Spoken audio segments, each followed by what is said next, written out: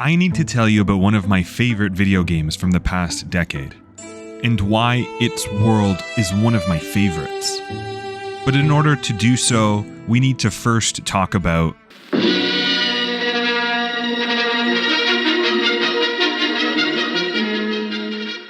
one of the greatest scenes in Star Wars A New Hope, or Once Upon a Time, just Star Wars, is this 2-minute military meeting on the Death Star.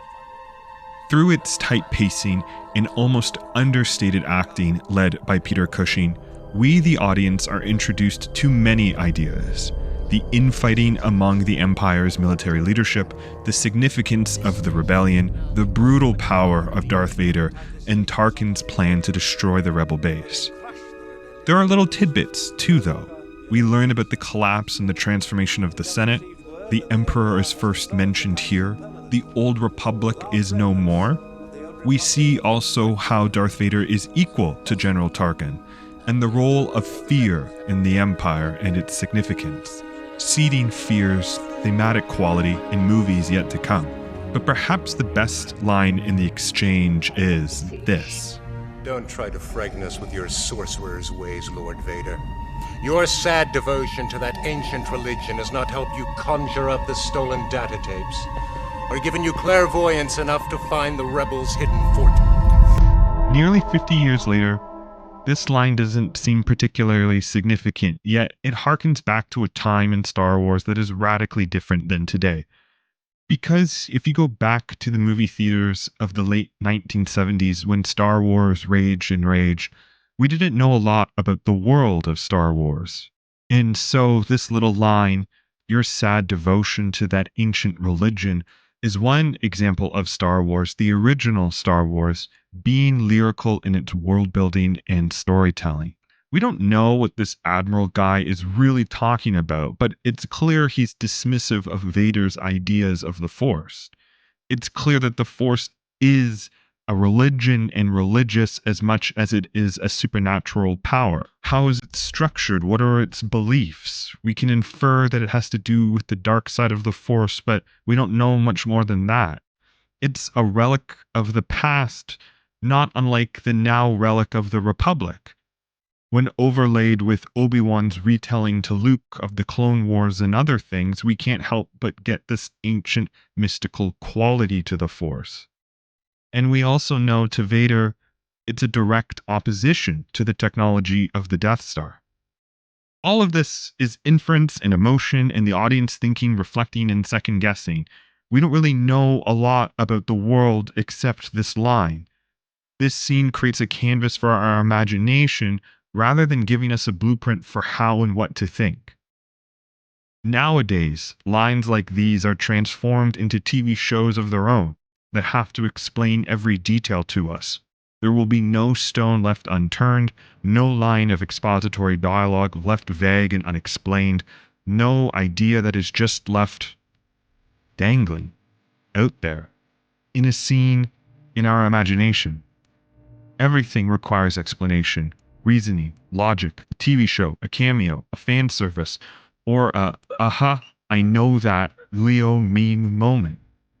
Even this scene, years later, has now been broken down as the second hit in a YouTube search where, to each their own, you can watch someone break down every single character in this meeting and who they are and what their story is.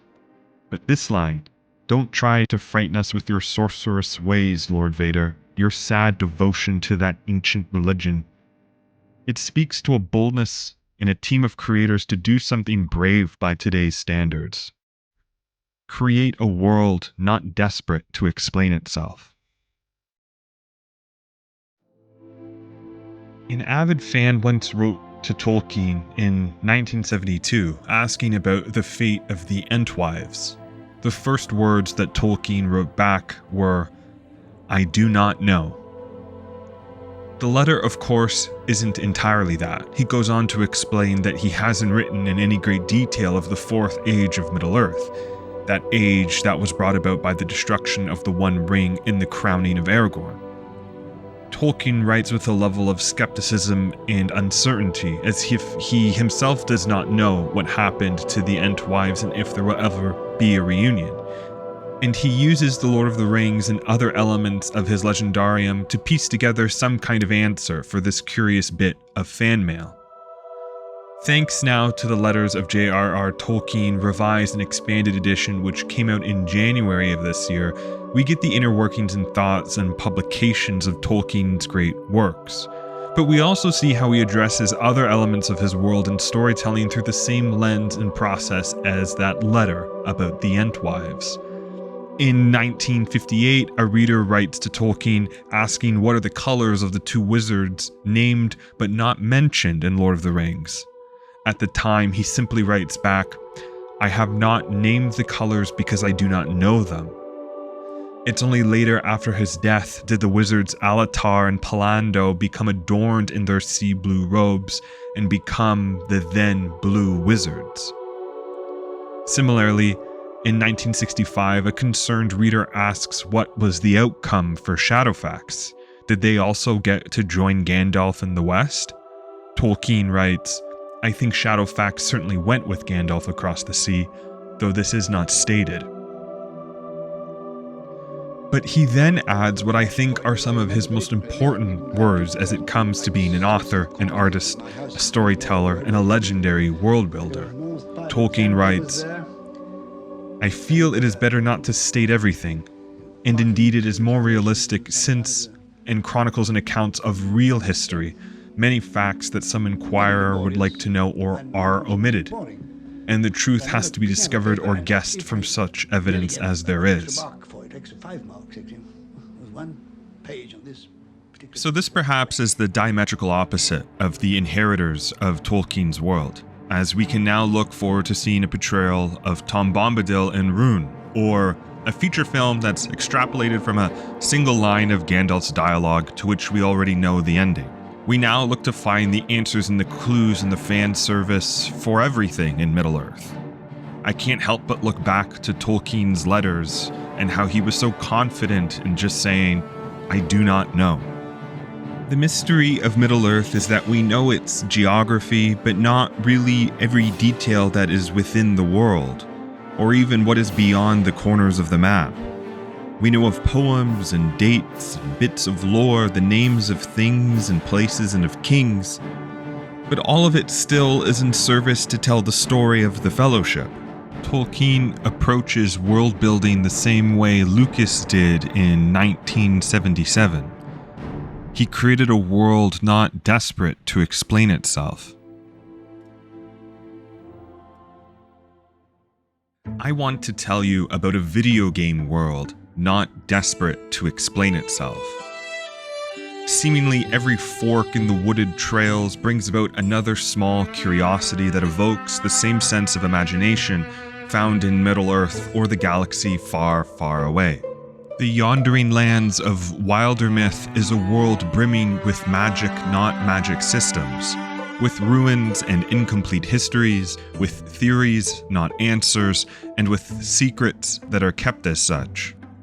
In a game where emotions are more important than logic in its fantasy world building, this sequence here is just one of a multitude I could point to that captures the essence of this video.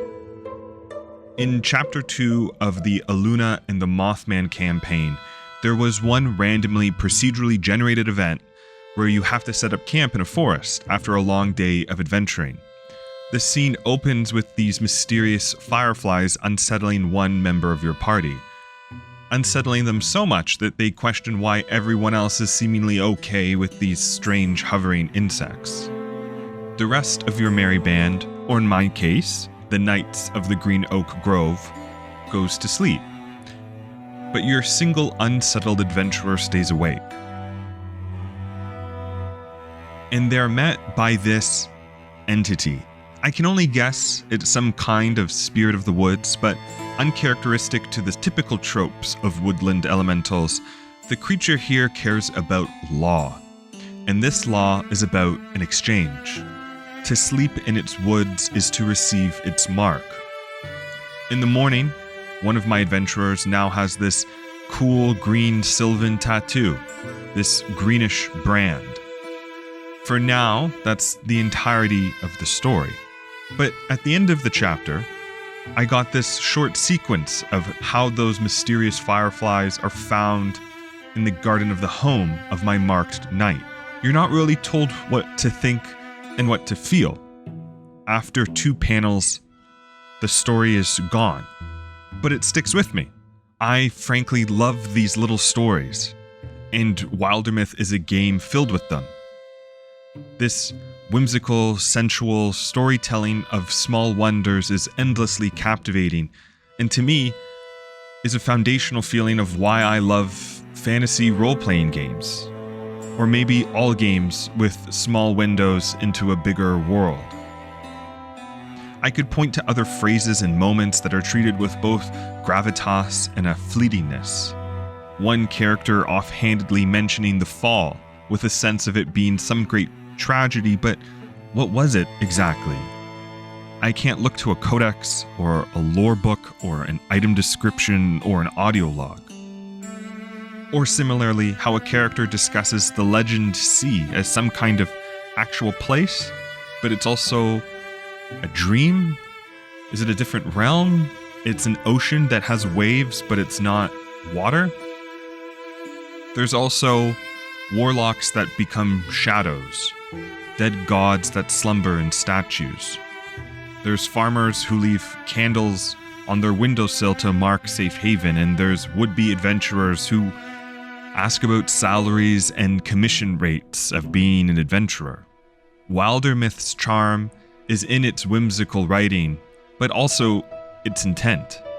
It is intentionally a world of I do not know and ancient religions. At this point, you might be compelled to shout out worlds that have impressed upon you the same way my examples do. I think one of the strengths of video games is that there are as many memorable worlds that are curious in their storytelling as there are those so annoyingly desperate to get you to listen to every audio log. Sable isn't desperate at all. I still have questions as to why everyone wears metal masks on a desert planet, why sandbikes seem sentient, and if the machinists are actually more magical than scientific. What I often remember most of God of War 2018 is the role and story of Tyr, his reinvention in Norse mythology, the way his story connects the mythologies of different civilizations, and how he's used as a foil in the relationship of Kratos and Atreus. He's just one example of how the game masterfully uses mythology as both backdrop and frame, giving you glimpses into a bigger cosmos of telling you more than just the story in front of you without shoveling into your face the logic of its lore. I was thinking back to what worlds and video games had this affect on me when I was younger.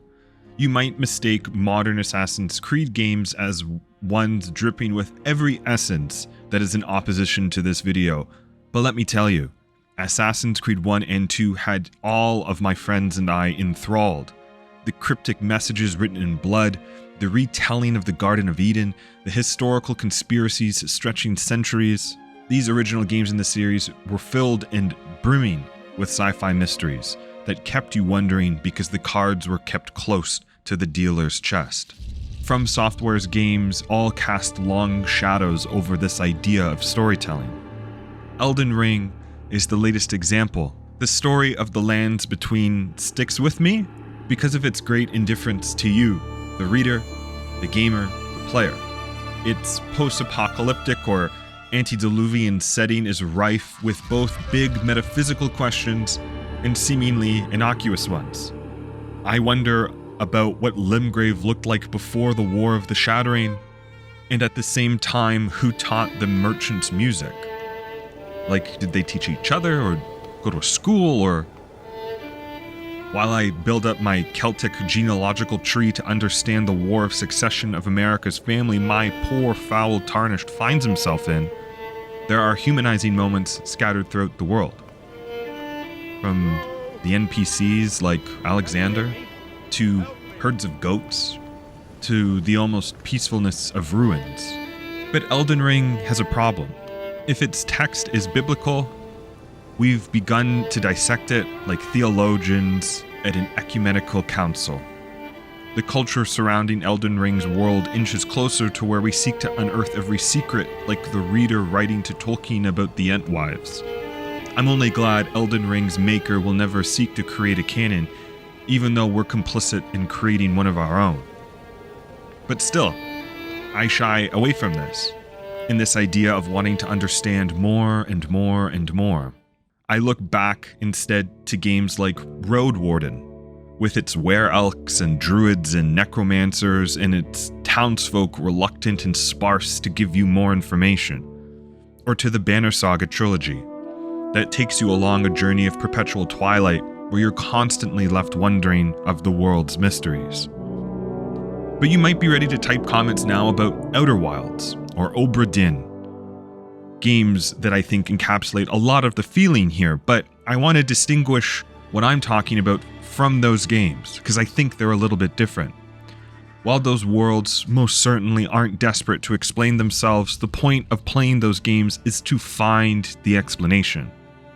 If you compare the two games by Lucas Pope, Return of the Obra Dinn and Papers, Please, you see how in the former your task is to find the explanation, whereas in the latter, you're tasked with stamping passports, and in doing so, you begin to see the bigger world.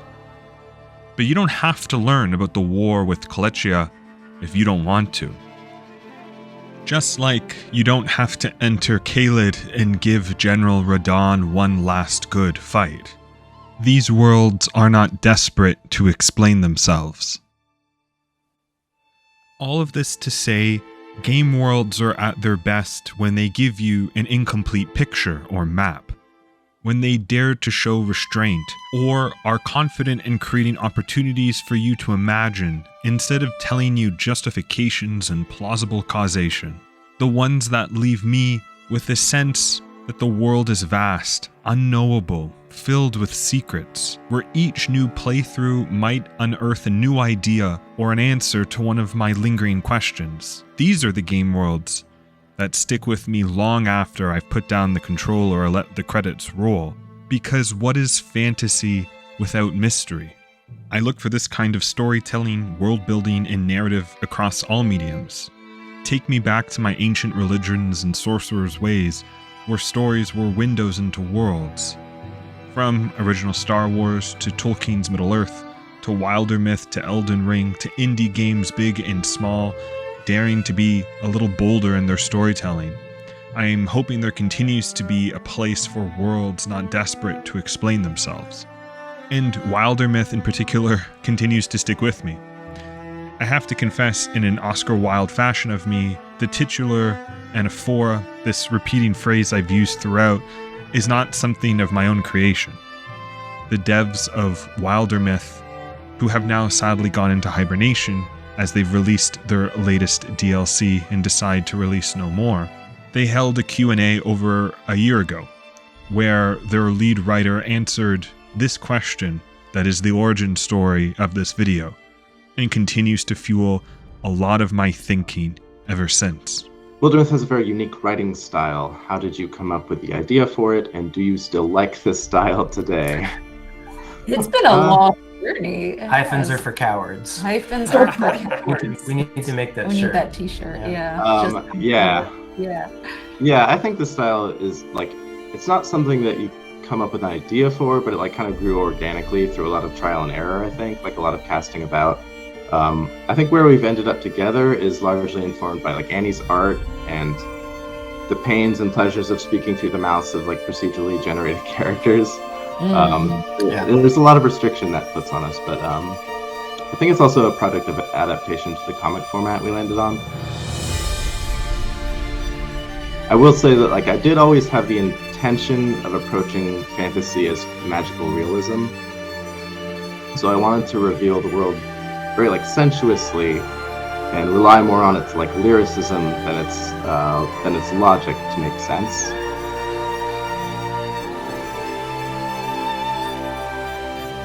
A world not desperate to explain itself was like kind of a guiding phrase, I suppose.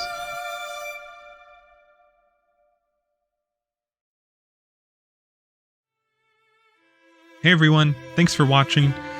This video I created a little differently than others before, so let me know what you think in the comments below.